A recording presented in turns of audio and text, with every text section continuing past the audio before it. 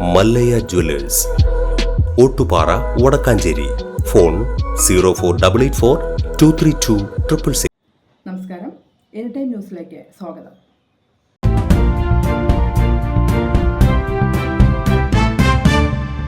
തൃശൂരിൽ താമര വിരിയും. ലോക്സഭാ തെരഞ്ഞെടുപ്പിൽ വെന്നിക്കൊടി പറപ്പിച്ചുകൊണ്ട് സുരേഷ് ഗോപി താരമായി. പറഞ്ഞതുപോലെ തന്നെ തൃശൂരിനെ സുരേഷ് ഗോപി എടുത്തു. വോട്ട് എണ്ണി തുടങ്ങിയപ്പോൾ തന്നെ സുരേഷ് ഗോപി ഏറെ മുന്നിലായിരുന്നു. പിന്നീട് ഒരിക്കലും സുരേഷ് ഗോപി പിന്നോട്ട് പോയില്ല. UDFിന്റെയും LDFിന്റെയും ഉരുക്കുകോട്ടകൾ പിടിച്ചടക്കിയാണ് സുരേഷ് ഗോപി തൃശൂർ പിടിച്ചെടുത്തത്. കഴിഞ്ഞ തവണ TN പ്രതാപൻ വിജയിച്ച തൃശൂരിൽ ഏറെ പ്രതീക്ഷയോടെയാണ് കോൺഗ്രസിന്റെ മുതിർന്ന നേതാവിനെ ഇറക്കി കോൺഗ്രസ് തെരഞ്ഞെടുപ്പിനെ നേരിട്ടത്.